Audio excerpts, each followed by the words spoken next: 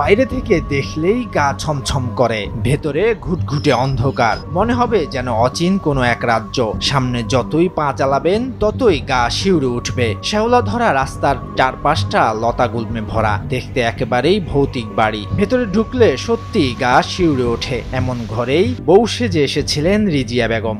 বউ সেজে আইসি এই বাড়ি, আর পর হেরা চলে যাওয়ার পর তো আমি একলা, আমি যেখান থাকি ভূতনীতি সবই দেখি।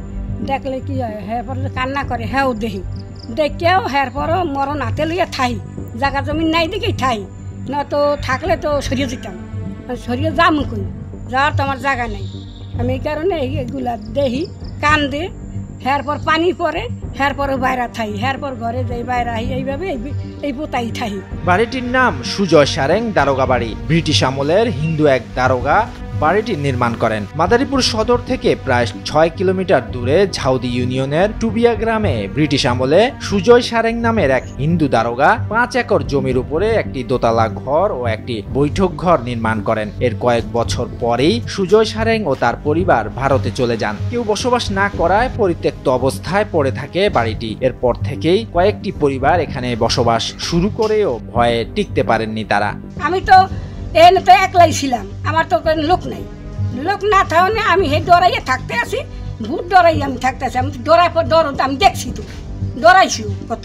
যেখানে যে সময় দেখি সেই সময় কোরআনের আয়াত পড়ি, একটু দূরত পড়ি, একটু আল্লাহ বিল্লাহ করে জিকির করি, হাসি আবার দেখি না, হাসি ভয়টাও যায়, ওইও চলে যায়, ভয়ও থাকে না। কিন্তু ভয়কে জয় করে 70 বছর আগে বাদশাহ মাতুব্বরের স্ত্রী রিজিয়া বেগমের হাতে মেহেদি দিয়ে নতুন বধূ সেজে আসেন এই গা ছমছম করা পরিবেশে। এরপর থেকেই মরণকে হাতে রেখে যুদ্ধ করে এখনো টিকে আছেন তিনি। বটবৃক্ষে ঢেকে যাওয়ায় এই পুরনো বাড়িটি এখন টিকটকারদের দখলে। ভূতের বাড়িতে হেরা আইয়া টিকটক করিয়া হেগুলা নি সারে, হেগুলা হেরা ছাড়িয়েছে না কইতাছে ভূতের বাড়ি।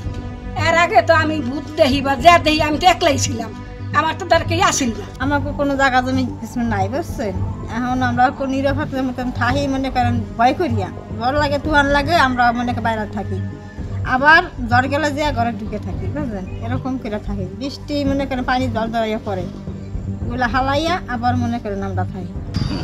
ওখানে অনেকে ভিডিও বানাতে চায়, টিকটক ভিডিও, তো আমরা ওখানে গেছিলাম, আমরা কিসের একটা শব্দ পেয়ে আমরা চলে আসছি।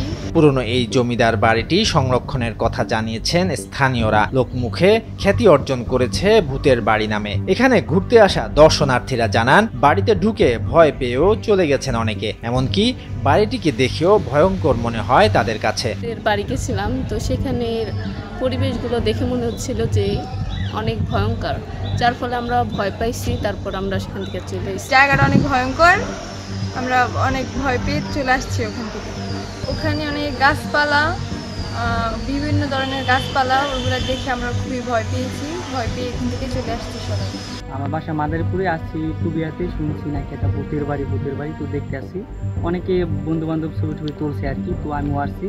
তো আইসা দেখলাম যে না, এটা ভূতের বাড়ির মতো দেখা যায়, প্রায় 200 বছর আগের পুরনো বাড়ি এটা।